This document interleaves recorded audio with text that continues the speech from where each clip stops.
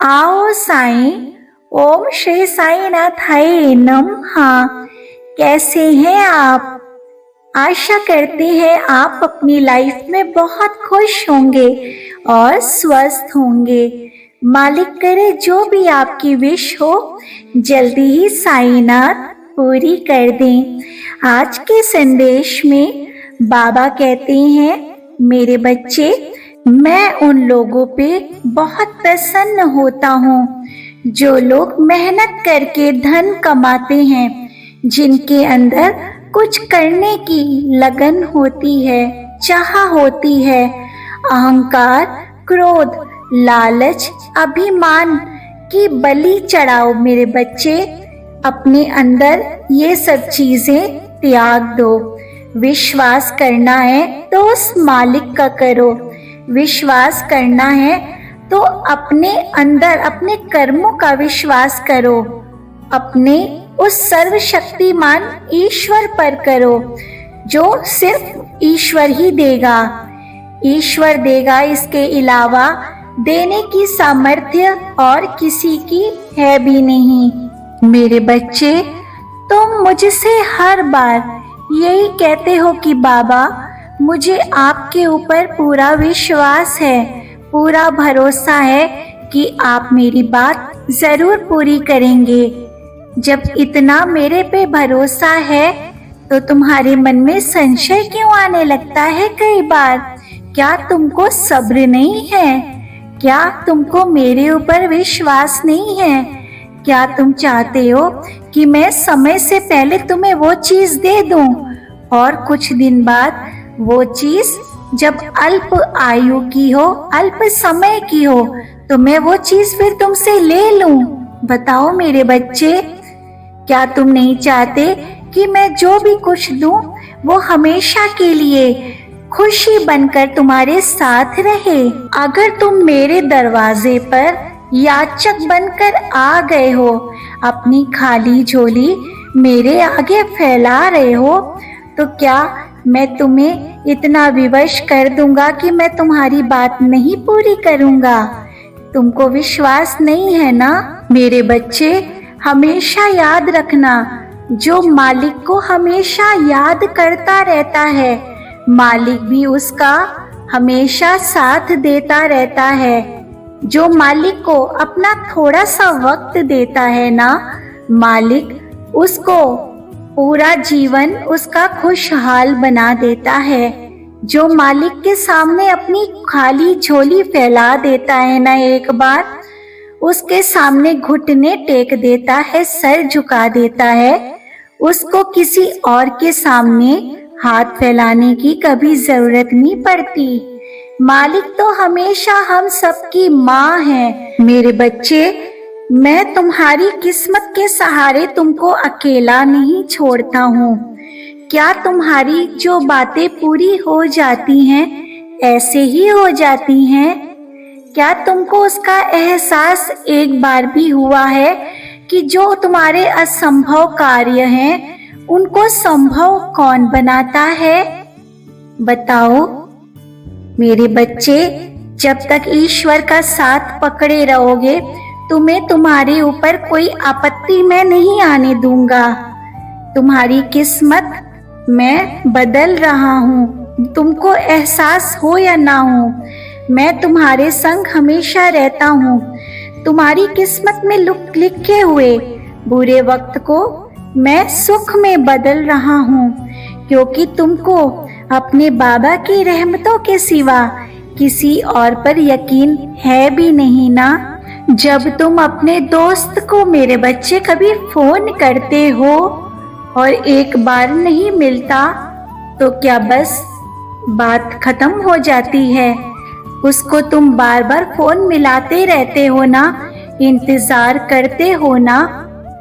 तो अगर तुम मेरे पास आते हो, मुझसे क्षमा याचना करते हो, मुझसे कुछ मांगते हो, उसके बाद क्या तुम्हारा फर्ज नहीं है कि तुम मेरे पास बहुत देर तक बैठो, मुझसे कुछ बातें करो? लेकिन तुम्हारे पास इतना वक्त कहाँ?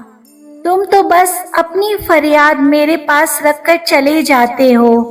आइए आज एक बाबा की प्यारी सी छोटी सी कहानी सुनते हैं और समझने की कोशिश करते हैं कि हम लोग उन लोगों में से हैं कि अगर साईनाथ हमारी मन्नत, हमारी विश को समय से पूरा नहीं करते तो हम लोग बाबा को दोष देने लगते हैं, उनको गलत कहने लगते हैं, उन पे आरोप लगाने लगते हैं। लेकिन क्या हम लोग अपने को देखते हैं कि हम लोग कितने सही हैं? हम लोग क्या करते हैं बाबा के लिए?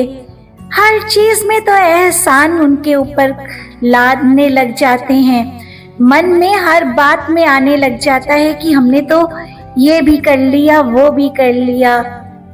क्या हम लोगों को ये सब करना उचित है? सब कुछ तो बाबा का दिया हुआ है। जरा से व्रत रख लेते हैं, पूजा कर लेते हैं और तभी भी बात नहीं पूरी होती तो बस मन में शक आना शुरू हो जाता है कि अब तक क्यों नहीं बात पूरी हो रही है। कितना गलत करते हैं हम लोग और दोष देते हैं अपने साईं को। क्या हमारे अंदर सब्र है? आइए आज एक प्यारी सी बाबा की छोटी सी कहानी सुनाते हैं। एक बार एक व्यक्ति कहीं जा रहा था। रास्ते में उसे पुल नजर आया। उसको रास्ता पुल से होकर ही पार करना था।